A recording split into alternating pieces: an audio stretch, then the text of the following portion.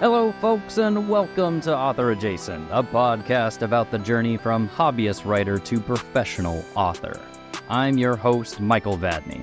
If you're listening to this, you may not be ready to call yourself an author. Even I'm not there yet, but I am Author Adjacent. Now, a few things to note before we get started. My content is focused on novel writing, but many of these suggestions will apply to other formats. I'll remind you again that I'm not an expert. Just another writer on the path from hobbyist to author. However, I've spent hundreds of hours researching these topics and have written hundreds of thousands of words, and I want to pass on what I've learned to you. Since this is the first episode of this podcast, I thought it would be appropriate for today's topic to be first drafts. I just finished the first draft of my latest novel at the end of last year, so I thought it would be a good idea to make this episode while all this information was still fresh. For those of you who are new to the writing world, the first draft of a novel is the initial version of the story. For many writers, the first draft is also, unfortunately, the last draft, as this is where many stories die, never to be touched again. I've had plenty of would-be novels that never progressed beyond this stage because I didn't know the methods that I will be presenting to you today. So learn from my mistakes so you don't have to make them yourself.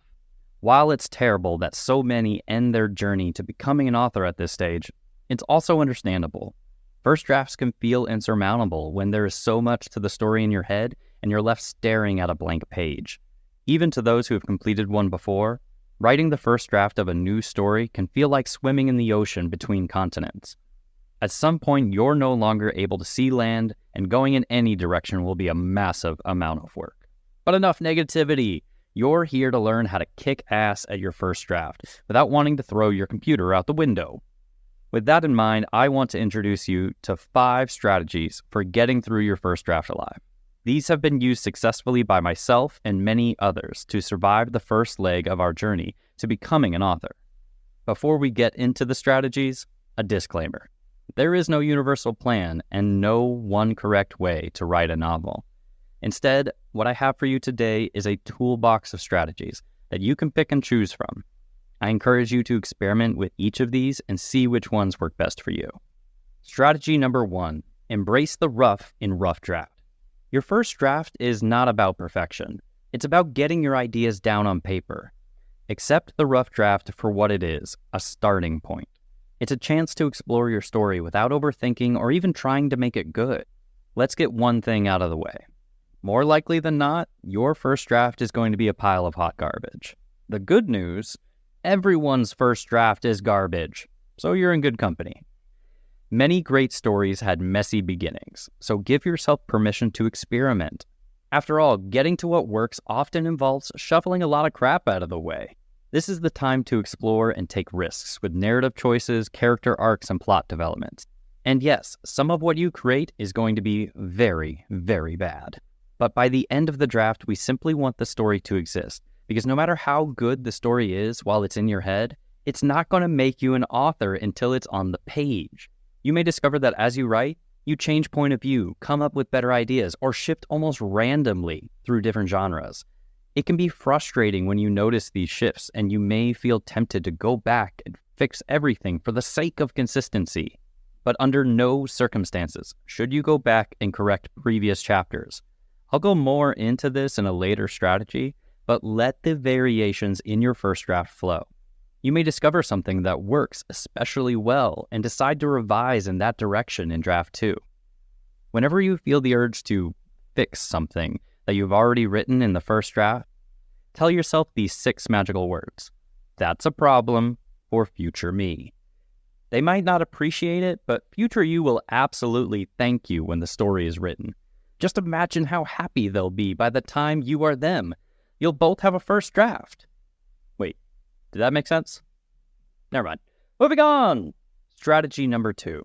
Pantsing might get you there, but planning definitely will. I'm sure a lot of discovery writers just stopped the episode and moved on with their lives. Wait, come back! There are 3 more strategies! Nope, they're gone. But for those of you who stayed, I have a secret for you. In between pantsing and planning is a whole spectrum. And in my experience, a little planning goes a long way. In case you haven't heard of these terms, pantsing or discovery writing is when you write from the seat of your pants, meaning you sit down and spill words onto the page without having written down any structure or overview beforehand. Planning, or plotting on the other hand, well, I'm assuming you know what planning is. You don't need a full in-depth outline where you know exactly how many chapters, what happens in each of them, and all your character's favorite colors before you start a prologue. But the writing part will flow a little smoother if you at least make a list of highlights. Obviously, there are exceptions, Stephen King being the most famous of them all. But if you're listening to this, it's very likely that you, like me, are not already a world-famous author. And based on many sources I have read, writers who plan at least at the high level are far more likely to complete a book. So you ask, if I make an outline, what happens if I change my mind or come up with a new idea when I start writing? And to that I say, great, change it. Employing an outline doesn't rigidly fix everything you write in the first draft. There is and always will be room to change your mind. That is the part of what makes the process of writing a first draft so chaotic. You may have outlined that two enemy captains dueled to the death, but find that when you build up to that scene, it feels natural that they become friends or even lovers.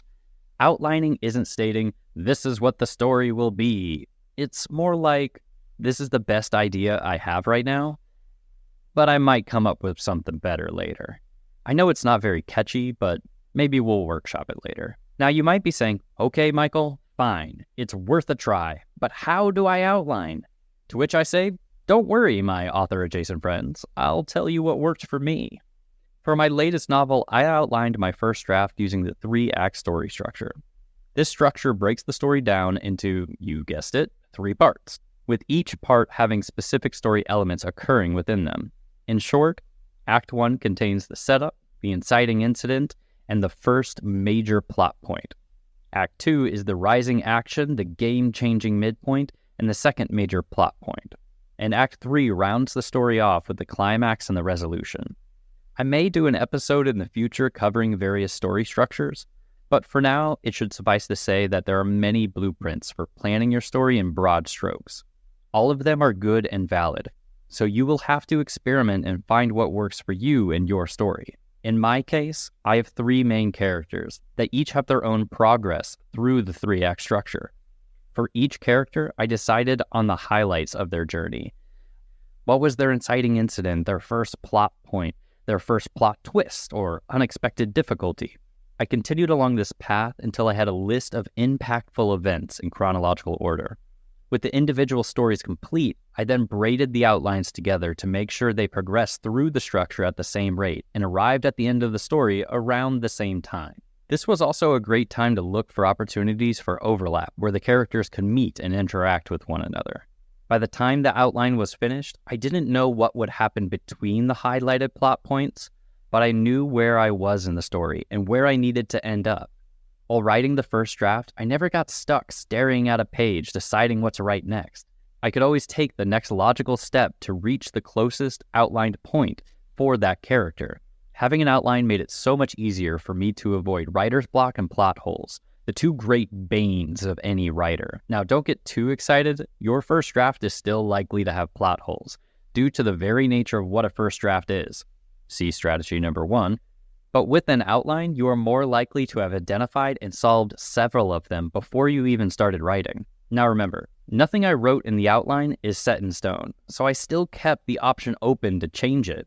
As I progressed through the first draft, the story became more clear in my mind, and I made decisions that didn't match my initial plans. And that is okay. In these cases, I revisited my outline and updated the paths affected by my new decision. Recall what I said before about what an outline is.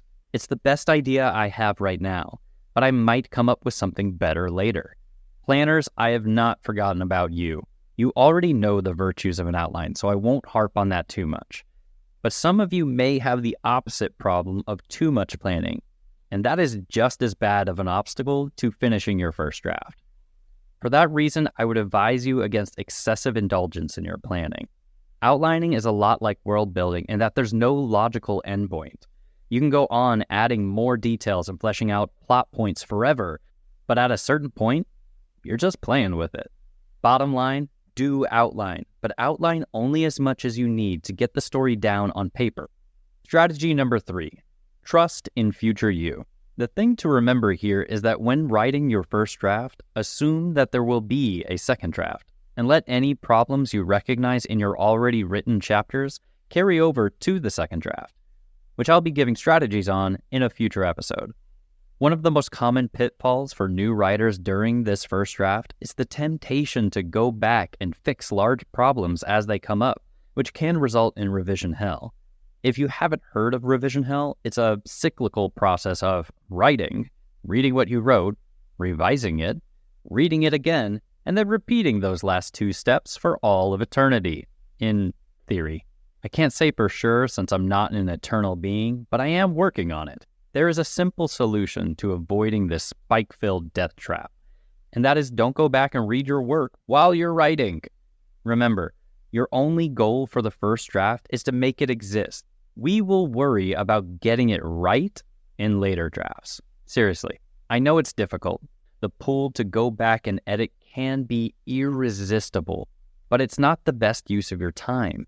I would also advise no editing during this first draft, especially while you are in the writing session. If you have to delete a sentence more than twice to reword it, you have gone too far. Just write it poorly and remember strategy number 1. It took me some time to learn this one. In the beginning of my first draft, I would often go back and correct things. When I finally learned to resist this temptation, my writing speed skyrocketed. From then on, if I made a decision in chapter 16 that broke what happened in chapter 4, I didn't go back and change it. When I received feedback from my writing group, which you'll hear more about later, I didn't go back and change it. Are you seeing a pattern? In both these cases, I took notes of possible future changes and included them at the start of chapters so I wouldn't forget. But when I sat down to write, my only goal was to progress toward the end of the story. I did it this way because I knew that there would be sections and maybe even whole chapters that would not survive into draft 2. But in the middle of draft 1, we still don't know which these sections are. There is no reason to spend your valuable time fixing a paragraph that might get the chopping block later. So keep your internal editor locked up tight for this first phase only. But don't worry, we will let them back out of their cage for the second draft. To be clear, I am purely talking about the problems concerning your story. I highly recommend dealing with all real-world issues in a timely manner. But that's your business, so let's move on to the next strategy. Strategy number 4, plan for your motivation to fade. Writing a first draft, let alone an entire novel, is a massive undertaking. Sure, it will start out as an exciting experience that may have you jumping out of bed, but eventually this story will no longer be the shiny new toy, and your motivation will falter. That is when good writing habits will carry you through.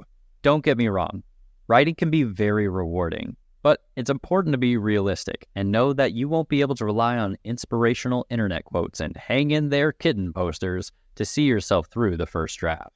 That is where the goal setting and routine comes in. I highly suggest setting goals and building consistent daily or weekly writing routine that your lifestyle can support.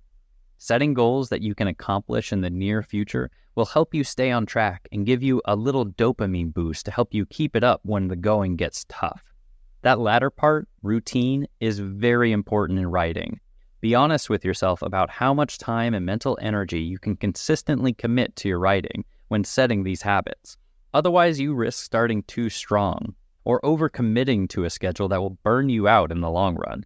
Remember, this is a marathon, not a sprint.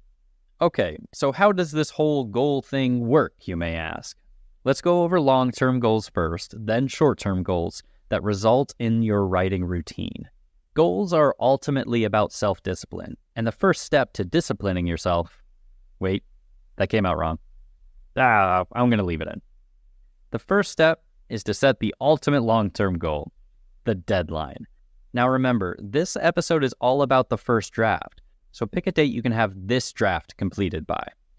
Don't worry, you won't go to jail if it's not done by then, so don't sweat it too much. This date gives you something to aim at while you're working and puts a little fire under you to keep up the pace. It's good to be just a little ambitious, because even if you miss the deadline, your draft will be that much farther along just for trying. Pick a date that feels just close enough to make your heart race when you think about it. For me, that was a year from starting the first draft, and I actually failed this the first time around, as I had not pinned down a lot of my strategies. And in the year I set this goal, I made it about 6 chapters, or roughly 18% of the way to my final word count of my first draft. The following year, in 2023, I mastered my routine, joined a community, and set a new goal to finish the draft by the end of that year. And this time, I nailed it. I believe where I went wrong the first time was that while I had set a big deadline, I didn't do a good job of setting the small goals along the way to keep me progressing. And I didn't have a routine pinned down that worked to keep me writing when the motivation was gone. But I learned to find a pace using the strategies I've been researching and going over with you today. As I mentioned before, I outlined, and you should as well, because once I was about halfway through the story, I could see the steps needed to reach the climax I'd been aiming at all along. I could tell exactly how much story I had to produce weekly to meet my final deadline. So everyone listening, pick a date to finish your first draft. Write it down, put it on the calendar, leave yourself sticky notes on the fridge, on your computer, and everywhere else you can think of that your eyeballs might wander. Then keep it in mind as we move on to short-term goals. You may be wondering why you would need short-term goals once you've set your deadline for the whole draft, but take it from me. These goals are the bite-sized chunks that make the whole draft feel manageable. For most, this will be your daily or weekly goal. It can be based on a word count, a page number, or time spent. It really doesn't matter, as long as it's a value that you can measure yourself by. My personal strategy was to set a weekly goal for a number of chapters, as my daily schedule tends to vary quite a bit. I encourage you to find a schedule that works for your lifestyle that you can stick to consistently until the date of your first draft deadline. It can also be helpful to choose the time of day you will write when you know you won't be disturbed. Consider writing first thing in the morning, like myself, or late at night, depending on your sleep schedule and your internal clock. You may find that you are most creative at a certain time of day, and if you recognize this, use it to your advantage. Keep in mind that if you set a schedule that is too ambitious, like writing 6 hours per day on top of a 9-to-5, you're setting yourself up for failure. Yes, try to reach your deadline and pick a daily or weekly goal that will get you there, but make sure to take care of yourself as well. So now you're thinking, okay, Michael, I get it. I should write on a consistent schedule, but so many times I sit down to write and nothing comes out. What can I do about that? Well, I'm glad you asked. Here are some strategies for your actual writing session, that special time when you put your hands to the keyboard, or typewriter if you're old school. No judgment here. I know you're getting tired of my disclaimers, but hang in there because we're almost done. But again, realize that this is the granular level stuff that every writer has to discover for themselves. What I will suggest is creating a ritual, some series of steps to get your mind and body into writing gear. For some of you, this routine will involve lighting a certain candle or drinking a specific coffee, whiskey, or wine. If you're a morning writer, be careful with those last two. It could also be a 10-minute yoga or meditation session to clear your mind, or even a quick free writing session. It doesn't matter what it is, so long as you teach your brain to associate it with writing. That's right, we're turning ourselves into Pavlovian dogs, but it's for a good cause, I promise. I've tried a bunch of different rituals, but here are the ones that work best for me. I try to get my writing done first thing in the morning. Right after making something hot to drink, I pull up my YouTube playlist of writing sprints, which you can find linked in the show notes if you'd like to try any. For those of you not in the know, a writing sprint is based off the Pomodoro time management technique, in which you set a timer and write as much as you can for a duration of time without editing, researching, or doing anything else. Then you take a short break before doing another sprint. A typical ratio is about 25 minutes of writing to a 5-minute break. There are a lot of great content creators on YouTube who have conveniently created writing sprint music videos. They have some background music to help you block out distractions and focus, and will ding when you're supposed to start or stop your sprint. They're amazing. Honestly, I think my writing productivity went up by at least 10% when I found them. I usually get somewhere between 2 to 4 sprints at about 500 words each before I have to call it a wrap and move on with my day. Now, we're all human and life will happen, so you may miss a writing session here or there. But do everything in your power to return to your writing routine.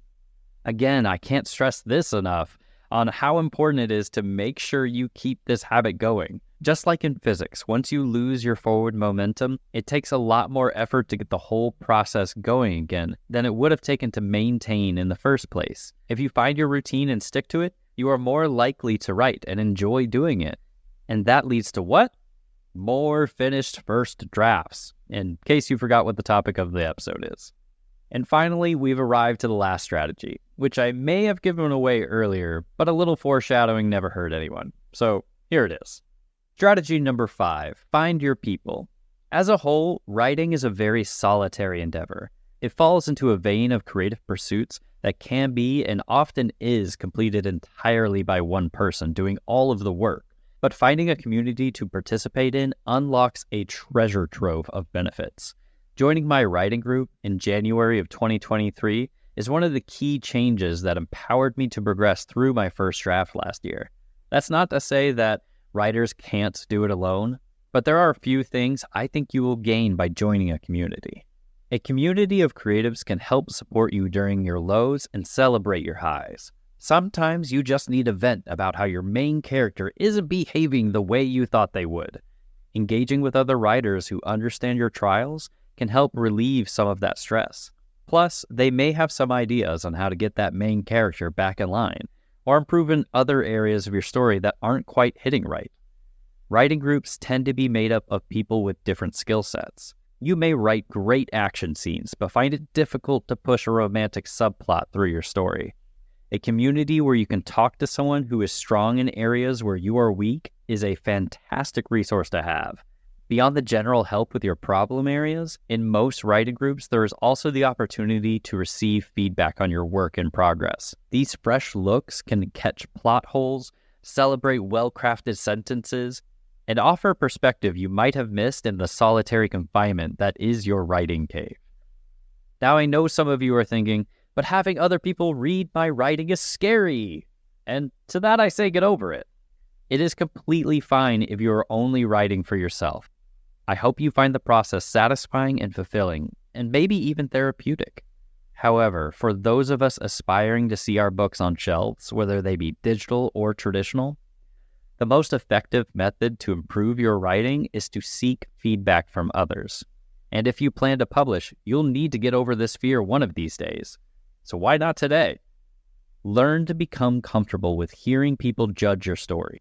That being said, I do suggest limiting the number of people you ask to review your first draft.